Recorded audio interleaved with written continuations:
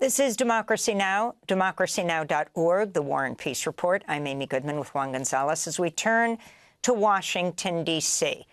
On Thursday, President Trump fired Kristi Noem, the Secretary of Homeland Security. He announced the decision on social media and said Republican Senator Markwayne Mullin of Oklahoma would take over.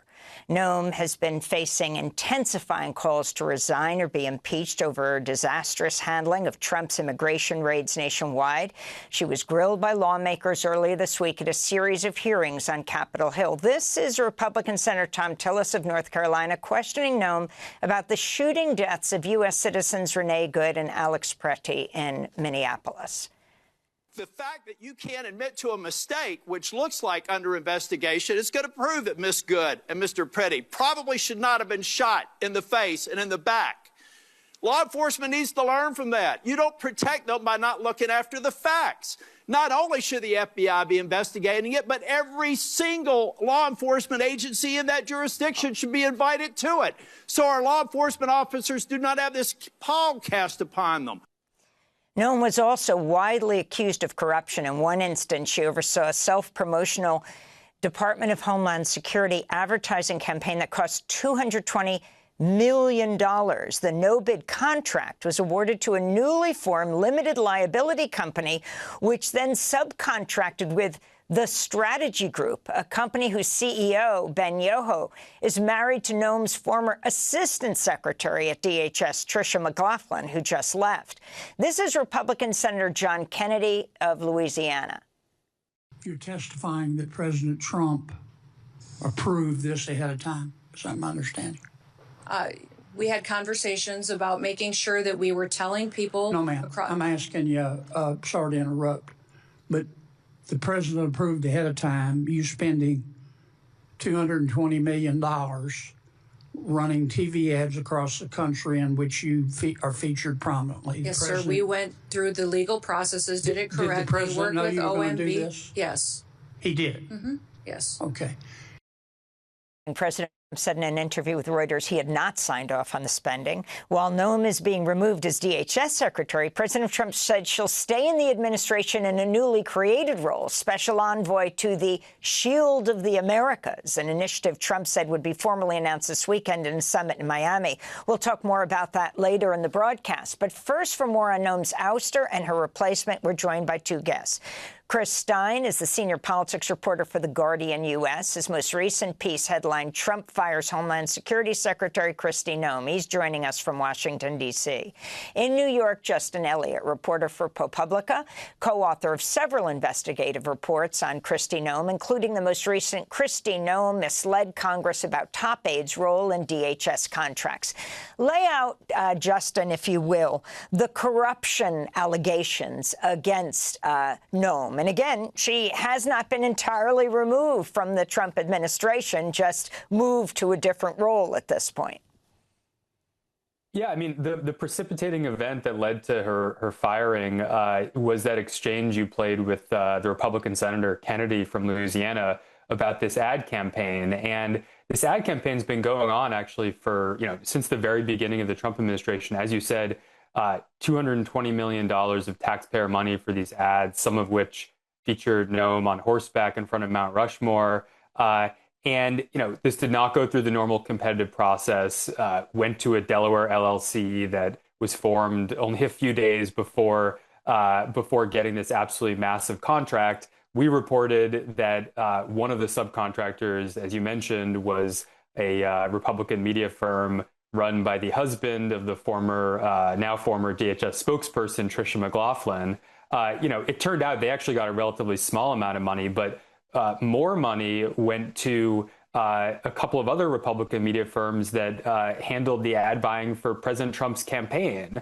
And I will say that, in sort of partial defense of Noem on this, if President Trump or the White House had a problem with this ad campaign, this was no secret. It was announced by press release a year ago. The ads were literally running on Fox and Friends, which President Trump watches.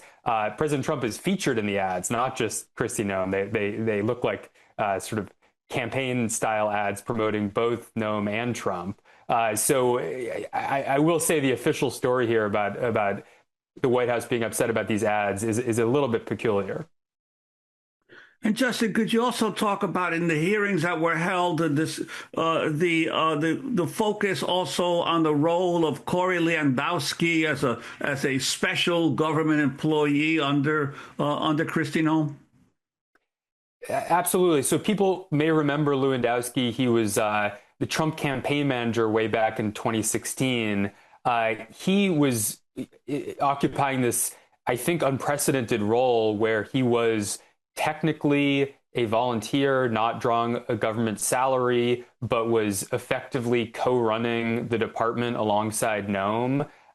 What that means is that he's actually permitted to have some types of outside income, unlike any other normal government official. So one of the major still unanswered questions is, who is paying Lewandowski? How is he paying the rent? Was he being paid by companies, lobbying firms, at the same time that he was, essentially co-running, one of the most powerful agencies in the government? By the way, we're still reporting on that. Please get in touch with me if anyone out there has information about it. But Noem was asked about this at the hearing, and she denied that he has a role in approving contracts. We reported, based on documents that we obtained, that he was literally signing off on contracts. So that was not a correct description of what his actual role has been at DHS. Not only signing off on contracts, as you pointed out, but it was in her office firing people. And of course, there was a number of questions by the senators and the Congress members. There were 2 days of hearings about her having an affair with someone who was supposedly reporting to her, though she ultimately said, no, he is reporting to President Trump. I wanted to bring Chris Stein into this conversation, the senior politics reporter for The Guardian U.S. The question is, as you report on Noem's ouster and now the Oklahoma Senator Markwayne Mullin being Trump saying that nominating him for this position in the cabinet, isn't she just the face of the immigration policies of the Trump administration crafted by Trump and Stephen Miller? Stephen Miller, the architect of them. Talk about Markwayne Mullin and his stance on immigration. I mean, a lot of issues were raised about her calling the U.S. citizens who were killed by immigration agents domestic terrorists before there was any kind of investigation or even evidence of this. I wanted to turn first to Jamie Raskin of Maryland, questioning Noem over those statements. Based on what you know today, Madam Secretary, were Renee Good and Alex Preddy domestic terrorists? Congressman, what happened in Minnesota in those two incidents was an absolute tragedy. Were they domestic terrorists, as you said to the country? My condolences to their families, because I know that their lives will never be the same after that happened. Is that an apology for what you said? We, in those incidents, offer as much information as we can from officers and agents on the ground in a chaotic scene that gets... I'll repeat my question, reclaiming my time. Based on what you know today, Madam Secretary, based on what you know today, were Renee Good and Alex Preddy domestic terrorists? As you know, there's ongoing investigations that are being led by the FBI. But you didn't wait for the investigation, did you? You didn't wait for the evidence. You proclaimed that they were domestic terrorists at the time. So, Chris Stein, if you can comment on this interaction, but also what Markwayne Mullin brings to this, the senator now nominated to be Secretary of the Department of Homeland Security. Well, what you just said, regarding how Noem was the face of immigration policy that really came from Stephen Miller at the White House, and of course it was approved by Donald Trump, is exactly what top Democrats said.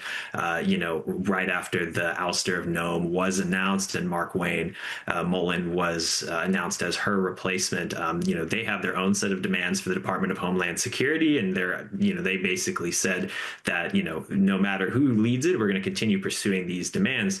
The person that has been chosen, Senator Mullin from Oklahoma, is someone who, when I encounter him at the Capitol, I know he's going to kind of defend the president on the issue of the day. He's not a senator known for opposing, President Trump or getting ahead of him or having daylight between him in any way. And when it comes to the issue of immigration, he has been known as a hardliner, has come forward making statements, about ways in which he believes people who are here without documentation can be cracked down on or encouraged to leave, or things that are happening in the immigration system that he thinks needs to be fixed. So he clearly has thoughts on this subject. He's not someone who the president has ever, trouble with. He's often talks to the press. He's out and about saying these things. So in that way, he is, kind of an ideal pick to lead the Department of Homeland Security from the president's perspective. And Chris, what about Mullin's own previous business activities and potential conflicts of interest as the new Secretary of Homeland Security? He ran a plumbing business prior to winning election to the House of Representatives in 2012. He was also an MMA fighter. He's been in politics now for about 15 years. I don't think he necessarily has the same sorts of entanglements that we saw with Kristi Noem and Corey Lewandowski. At least we don't know of anything like that yet.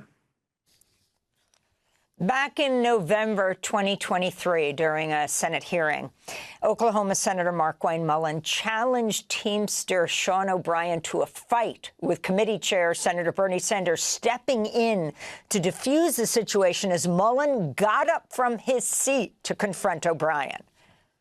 If you want to run your mouth, we can be two consenting adults. We can finish it here.